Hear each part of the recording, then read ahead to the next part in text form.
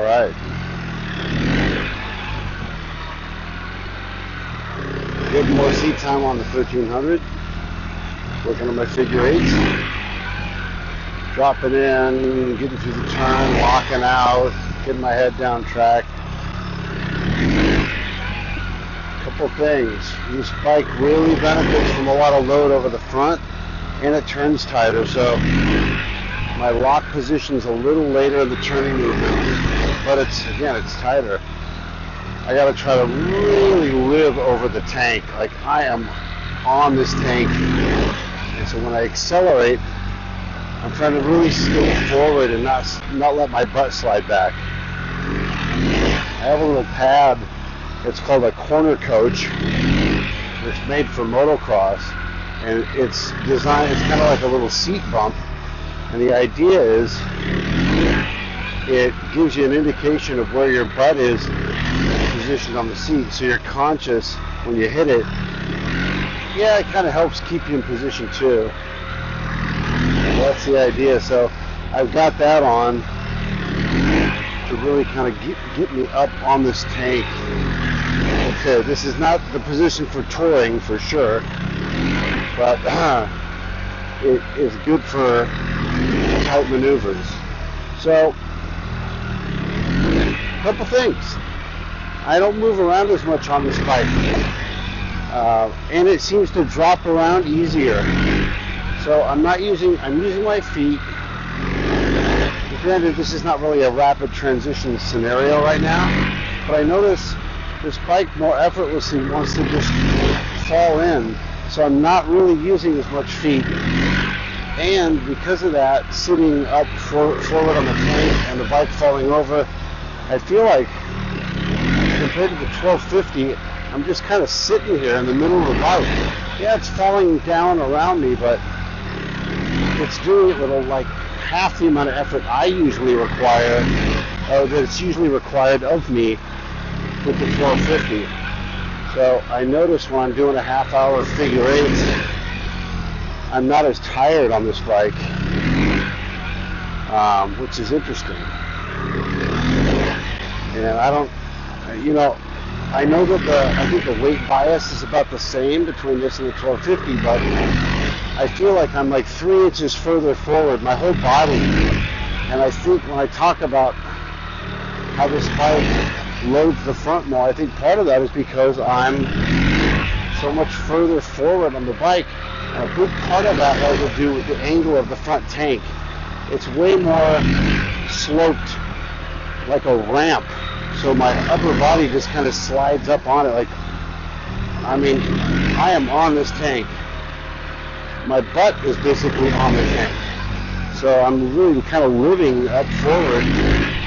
And I think that's just helping under quick brakes. The front's just loaded. And overall, just less movement from me. A couple things I'm trying to work on that may or may not make sense. When I'm turning, when I'm dropping in, I'm trying not to fall backwards. I want to keep my weight more, because there's a moment right here where I'm going from I'm braking, so I'm dropped in, and then and when I'm in the turn, that natural body position is kind of back. If you pay attention to my balance ball position, we're going to kind of go from back to forward. So what I'm trying to do is not get caught off once we're going accelerating. My weight's still back here. So there's a snappy transition from transition to a balanced neutral spot, and then really get my body right back in it for the acceleration portion, so I can get up over the bike. So there's still movement, but I'll tell you, my butt is not moving in the seat. This is all upper body, torso. My sides, I feel movement. But again, with the 1250, I feel like my butt moves around a bit. I'm not trying to move my butt in the seat so much, but with the necessity for more foot action, more load force, it kind of slides my butt around more. And I think for those of you that might pay attention to my technique more closely, you're going to notice I'm not really moving around as much on this thing. I feel like I'm on top of it, up forward on it, and just sitting on top of it and having it do its thing. I mean, it's almost like this sounds stupid, but the idea in my brain when I ride this feels like I'm on a little donkey, like a little midget horse, where I just kind of dominated on top of it, and it bends to my will, and I don't have to really do much. It just kind of does what I want. Now, I am putting a lot more force on the front, and I have noticed that when I'm dropped in like this, really pushing the front end, I'm pretty confident the front tire's wearing faster than the 1250, and when I hit paint, even at a 90 angle, my front tire skips a little. So there might be a case where in environments where I'm not getting as good a traction, it might really slow me down. But that being said, when I was in Germany, my demos, most of them were in the rain, and I felt pretty good. So hard to know exactly, right? I'll have to just be there. I adjusted this clutch so the friction zone is how I like it, where it's pretty quick right off the lever, right off the handlebar, versus stock where it's a little bit further out. And this adjusted just like the 1250, and it feels great. These levers are more V-shaped, which I wouldn't say I'm not a fan of them. I'm not used to them. The 1250s are a little smoother. And so, but what's cool with this bike is, if you notice, it's got traditional handlebars. And I was able to roll the bars forward a little, and I was able to move the levers in relation to the grips. That's something you can't do on the 1250. So I simply rolled the levers in a bit so my fingers engaged the lever where I want it, and I rolled the position. I moved the levers up a bit. The stock position on the 1300 seems a little pointed down more than I like. That was really cool. So the adjustability feels better. I'm riding normally on the 1250. I run the optional tall seat, which this is not really my bike. This doesn't have the police lights and all that. Mine's on the way right now, but and mine will come with a tall seat. This one has the medium seat. This the standard seat, the one that if you don't ask for a short seat or a tall seat, this is the one you get. And because of the adjustability, it feels great. I'm still going to want to run the tall seat. It'll probably even feel better, but I was surprised how comfortable it was. So again, the big takeaways in my technique is get on the inside of the drop. So I want to get here, get inside, and don't fall backwards under the acceleration portion. So I want to be here, and then forward. So kind of one position, two position. So that drop in, forward. Two positions. Drop in, forward. Drop in, forward. Drop in, forward. Now, another interesting thing with this bike. It turns further lock to lock. And that sounds great, and it is great. But if you're not careful with your turning, what will happen is the actual turning radius, if you're coming in at more speed and the bars keep turning, it makes the bike want to either stand up or makes the front end push. So kind of what you got to do, or at least what I'm discovering, is I'm scrubbing a bit more speed than I normally did with the 1250. So I'm hammering the brakes before I really throw the bike into a full lock because it's a tighter radius. So I can't carry quite as much speed through the turn without really causing some potential risk there with again, with losing the front by pushing or standing the bike up because I'm still carrying a lot of speed. So it's something to think about. And these are just, again, these are just little things you're gonna pick up.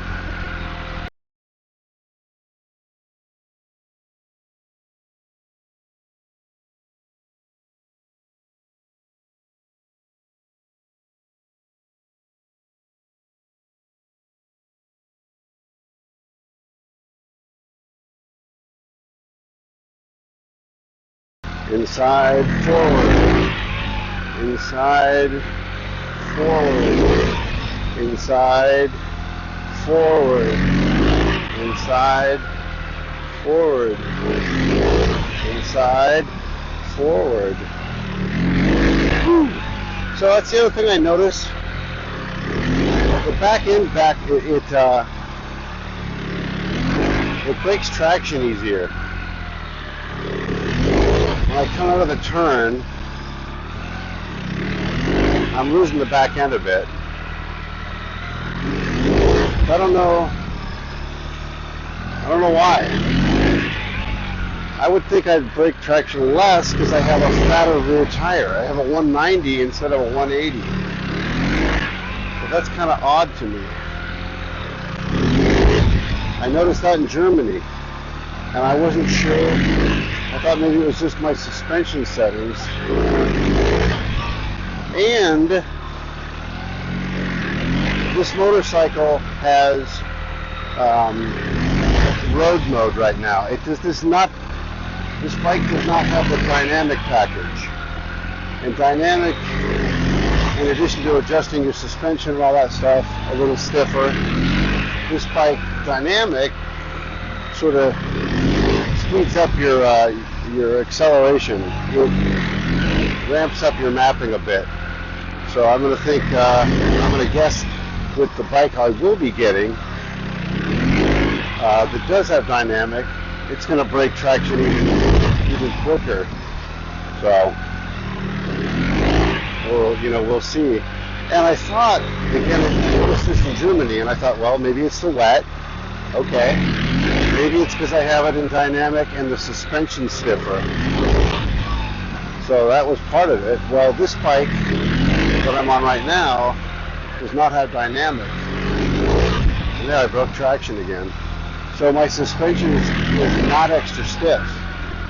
My tire pressures are not crazy high. My traction here is not bad. The surface appraisal is pretty good. So I don't know why that is.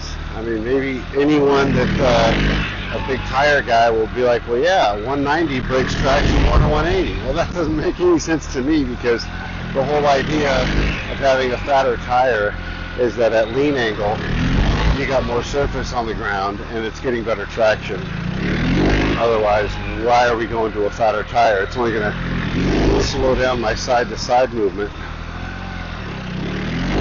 So I'm falling out of that on my right. The whole idea inside, stay forward. I'm falling out of that a little bit. I got to work on that. I'm sitting here yapping and I'm not really thinking about what I'm doing. That felt better.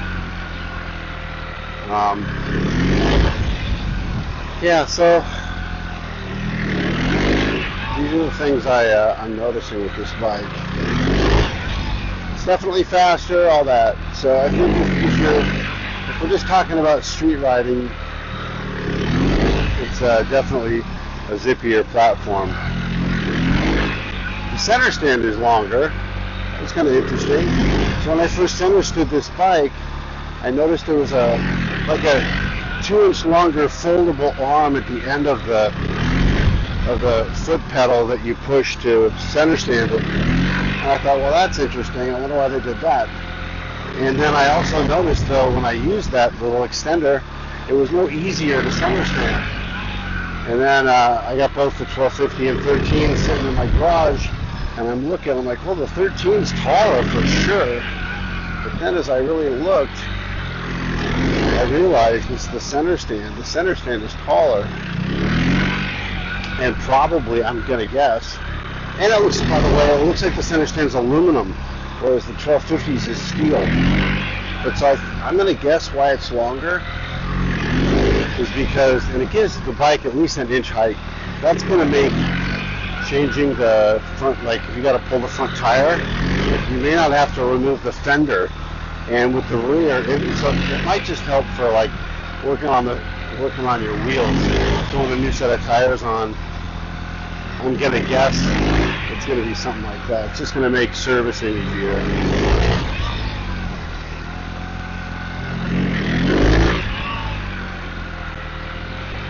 By the way, if you can't tell, I started wearing more protective gear when I do this because I'm anticipating pumping this thing down the blacktop. I haven't dropped it yet, but I'm going to. I know I will. I hope I do, because that means I pushed. But I've got elbow pads on. I've got full Bond Under Armour. So hip, tailbone, knee and shin. I'm ready to hit the deck. I've got these Reacher riding pants on, and yeah, so it's gonna happen. And what I'm trying to do, if I'm gonna start picking up the pace, is push hard straight, and then I'm trying to scrub a little bit more speed before the drop in, because of the extra lock that I'm gonna get. That's the idea.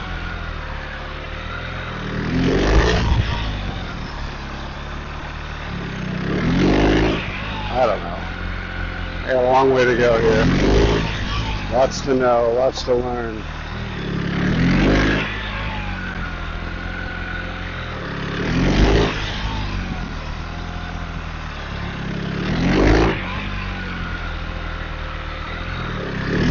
I'm using my feet, dropping in for sure. Ooh, almost lost the front there. That was exciting.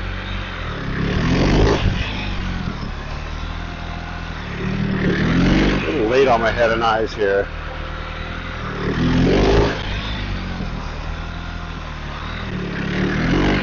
Back end, man. Well, yeah, that'll do it.